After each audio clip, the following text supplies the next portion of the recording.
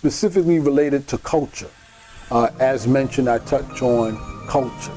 So question 2 is, blacks are the ones most affected by educational differences, or are blacks the ones most affected by educational differences or inequality in relationships? Do I agree with this, and if so, why? Like I said, fairness. And if we're honest with ourselves, I think you all would see, you'll be able to relate or understand. I'll break this question down. Blacks are the ones most affected by educational differences. Yes. Educational differences with regards to Brown versus the Board of Education, as it led into separate but equal. Me being of African American descent, living here in this country, it is obvious that I've experienced on some level disparities with regards to the field of education. And I was also blessed to have been, to have attended and have, and to be alumni in what's called Catholic or parochial schools, not public schools. But the quality of education between the two is clearly seen. Going back to history regarding Brown versus the Board of Education, that in and of itself, that legislation in and of itself, kind of shows you the disparity in and of itself. Whereas there are supposed to be two schools, right? And back in the day, it was one white and one black, just keeping it simple. And it was with the understanding with the legislation that both schools would be provided the same amount of resources towards educating the students. But that wasn't the case, right? That wasn't the case. You know where I'm going with that. And to some extent, that still exists to today. With regards to the quality of education as it relates to the educators or the teachers, the disparity in diversity with the educators in schools in certain communities, the lack thereof of certain cultures being represented that can relate to the demographic of student that's in the school. So, without being too cryptic, trying to be candid on the level without ostracizing a certain group, blacks, have been most affected through the lack of resources provided to them through the educational process. As I mentioned already, with regards to the resources with relation to books and educators, for the most part, the quality of education. And are blacks the ones most affected by differences in relationships? I'm assuming, or in relationships, education differences, affected by educational differences, or in relationships, affected, differences in relationships, inequality, all right, or inequality in relationships. Yes, I kind of alluded to that in the questions that I answered already. It's very difficult for a African American male to fulfill fulfill his role as a provider in a relationship when he has no resources or means to provide. Whereas the woman in a relationship is required to take on the male role in many aspects. This is unfair to the woman as well, not just on the black woman, and particularly African American woman as well, because now she has an added burden of being a single mother to a large extent, whereas she not only has to serve as provider for the household for her children, but she also has to serve as nurturer for her children, whereas she has to play two roles. She has to play the role of her nurturing self as the woman, but also the disciplinary as the man, which is why I firmly believe, and this is my personal opinion, I believe it's fair, but many of you may not, but I believe it's imperative that there be both the man and the woman in the household, for not only the sake of the children, but for the sake of the relationship as well. Whereas she doesn't have to carry the whole load herself. She's supposed to be able to have a man who can carry that load with her, whereas they share the load. Come on, you can't tell me that's not a better way of living, where you don't have to do everything yourself and be on top. You have someone who's your partner, who's there to help you, who's there to assist you, who's there to, pick you up when you're weak and lift you up when you're down. You know what I'm saying? You have that person there who you trust, who you can confide in, who you can depend on, right? Don't tell me that if a person had a choice to go it alone or go it with somebody, that they wouldn't choose to go it with somebody who meets and fits that criteria of giving you respect and sharing that load, or carrying half that load, so you don't have to carry the whole thing. Come on. And being a male, women nowadays out here today are so toxic today because women have to be on guard.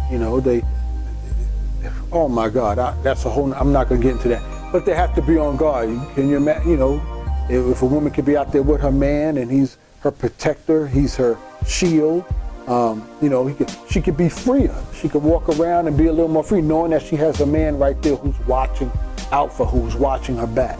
Come on, who wouldn't want that, right? And as a man, it's beneficial to him because he has this woman there who helps him. She serves as his helpmeet, right? She picks him up when he's down. She motivates him when he's feeling low, right? It's an exchange that takes place with two people. You've heard the statement before, two heads are better than one. Come on. And I know two could be of the same gender, but I'm not getting into that. I'm just dealing with the typical at this point. But that's why I feel, my personal opinion, that it's always better to have a two-family household where there's the man and the woman. Because a man can't do the same thing a woman can. Facts. And a woman can't do the same thing that a man can. Facts. Although women think they can do it, no. I come from the school, again, my personal opinion, but I come from the school where there are many things that men can do that women simply can't. Come on, just be real about that. But at the same time, there are many things that women can do that men can't. Just be real about that. It doesn't have to be an all for nothing. It don't have to be, a woman trying to take on the role of a man. That's insane. That doesn't make sense. You weren't built for that. And the same thing, a man wasn't built to do the same thing a woman can. Man can't have children. I'm not getting into today where they're trying to get men pregnant anyway. But as it stands right now, according to nature, man can't have a child. Man can't bear a child. Man is not equipped with a womb to bear a child. That's one of the greatest joys of a woman, man. That's one of the precious things of a woman, right? That God made. That she gives birth, man. Come on. A man came from a woman. Tupac's song, a man came from a, you know that already. But and that's not to say that a woman is any better than a man, and that's not to say a man is any better than a woman.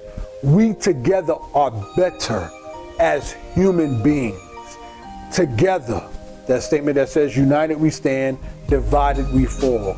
We need to start, and I don't mean to get into, now I'm going into some preaching thing here.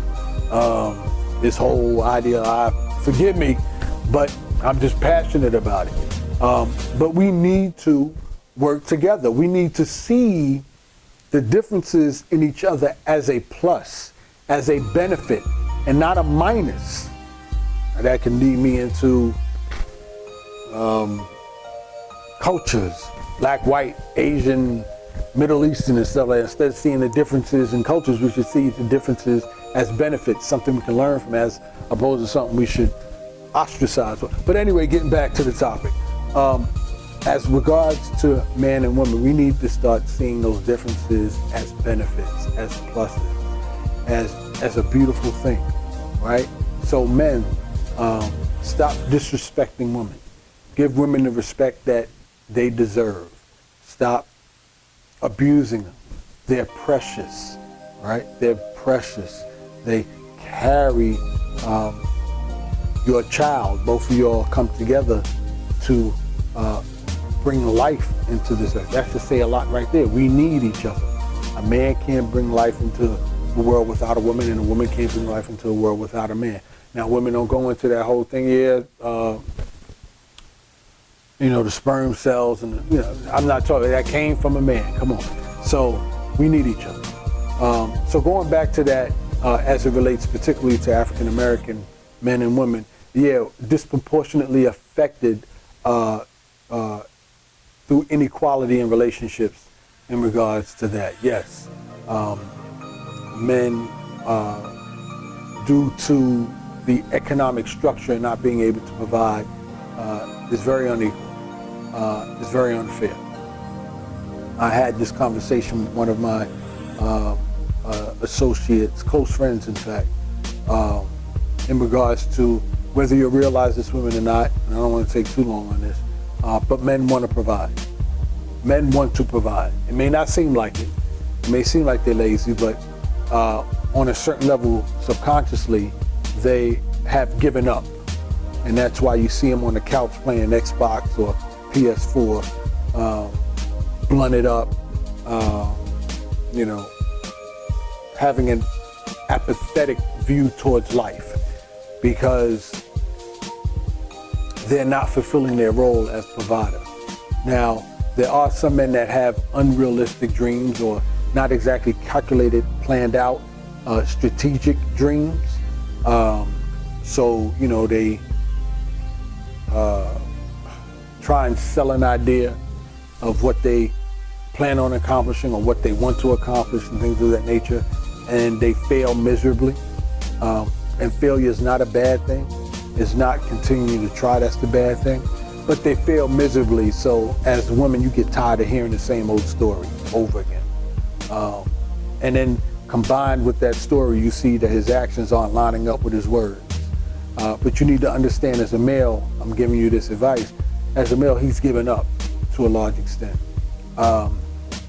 because of the pressures of society. Also, to a large extent, he probably never had a male figure in the household that could serve as his mentor, right? So, the only influences that he has had in his life was that mother figure or that female figure. And a woman can't show a man how to be a man. It just doesn't work. I'm sorry, you may agree, you may disagree, but you can't teach what you don't have. So women don't have that male testosterone at that level in order to teach them how to be a man. Now, women have the XY chromosome and men have the YY chromosome. Yeah, we got it. And the Y chromosome represents male traits and genes, and the X chromosome represents the female's traits and genes. Of course, women, you have both traits and genes, but there's certain elements of a man, that masculinity, the testosterone, that you just don't have. And you can't embed that or instill that in a young man, in a boy. You just can't. And same thing goes for a man, don't get it twisted. A man can't teach a girl how to be a girl or a woman. It just doesn't work. They don't have it. Obviously they don't, because they don't have the X chromosome. But what each other can do for the genders is specifically a father. Let me stick with that pattern. Father for the son.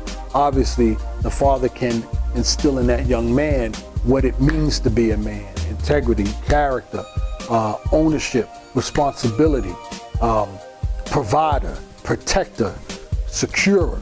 You know that a father can give to his son, and instill in his son, and embed in him, that, I don't know what word to use to describe it, but embed in him that protective and provider type trait. A father to a daughter, what he can give his daughter is an example of the type of man that is beneficial to her. A man who's going to cherish her, a man who's going to respect her, a man who's going to treat her like a princess, a man who's going to deal with her fragilely, who's going to nurture her. Well, not nurture, because that's what women call it, but you know what I mean. A man that will, I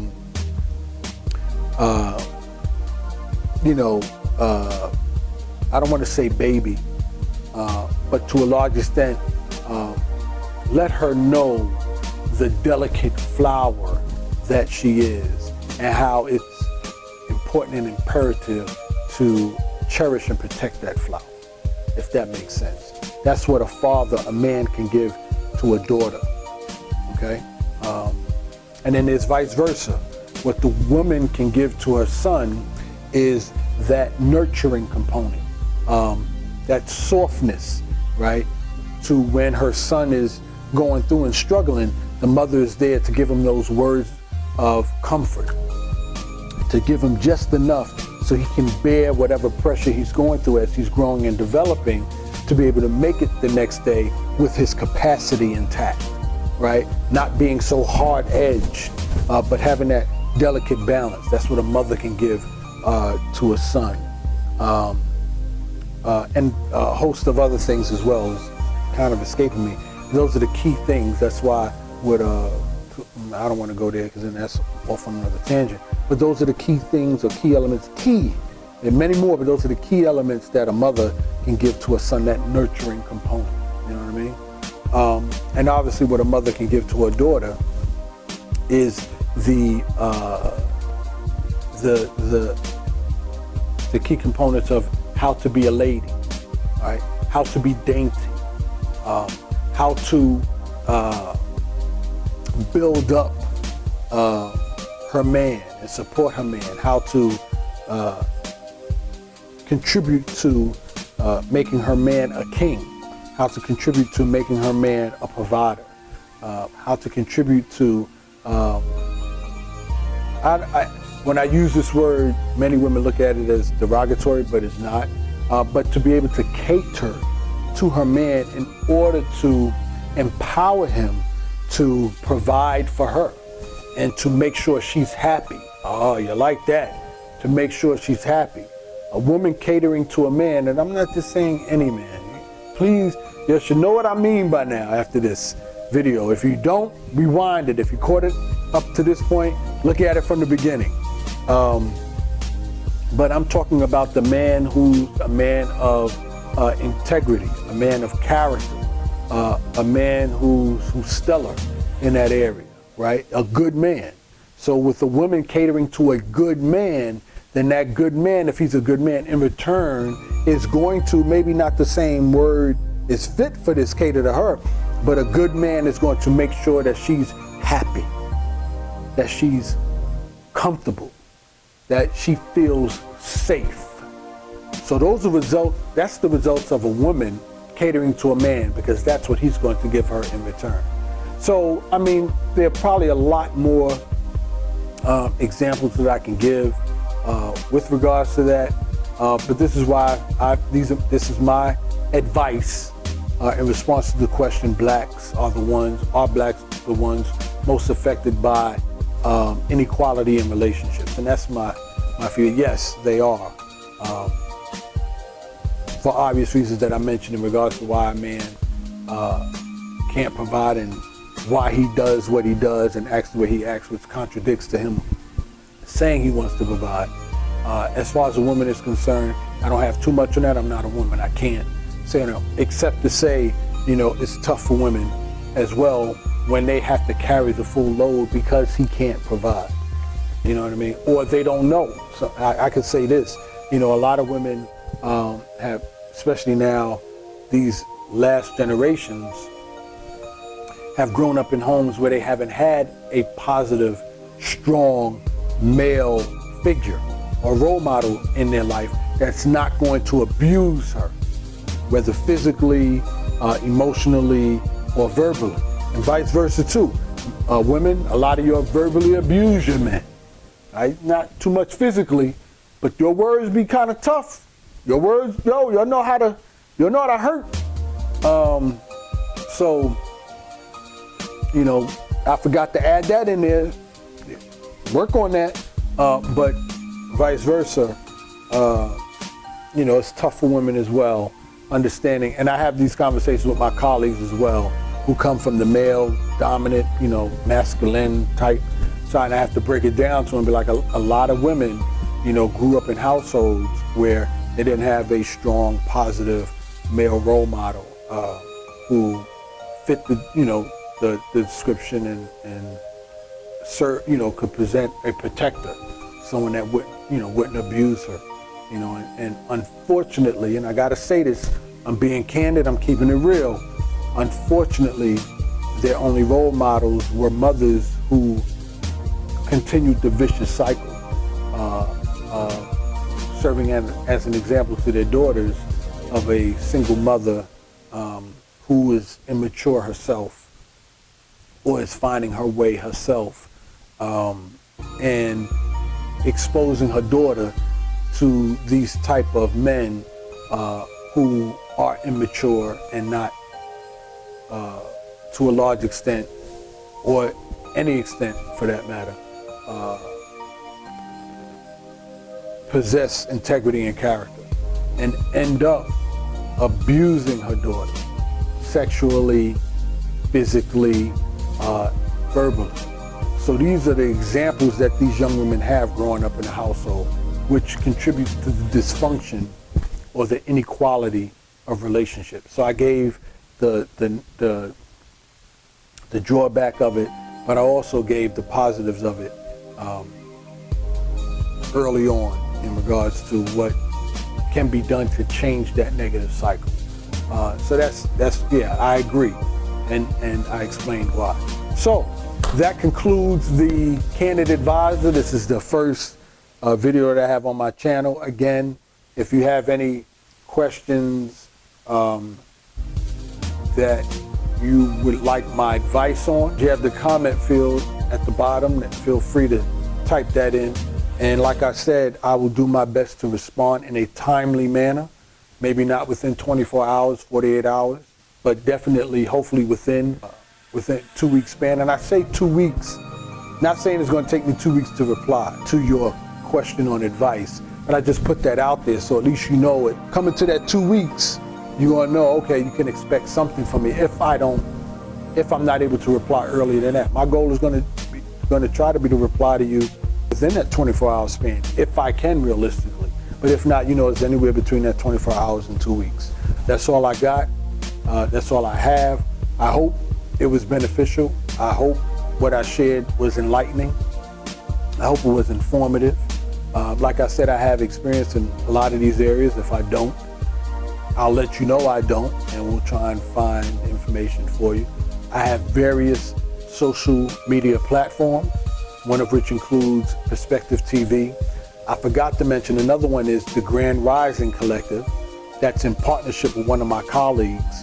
With that, we have some heavy hitters coming in. These are entrepreneurs and educators with doctorate degrees and all that you don't see, that are primarily from the neighborhood, from the inner cities, and not just local, but regional, even international. Well, I have contacts and my affiliates and it should have contacts as well that we will be bringing on via the physical space that we have, or social media wise, or via technology. So you definitely, I would say, want to stay tuned for that. I'll put the links in the description at the bottom. Again, we have the content. We're just starting the process of uploading it, but you definitely want to stay tuned for that. So for informational purposes, to enlighten and inform and encourage and motivate you, these are Perspective TV that I have conversations with those who are in my network on a more local scale.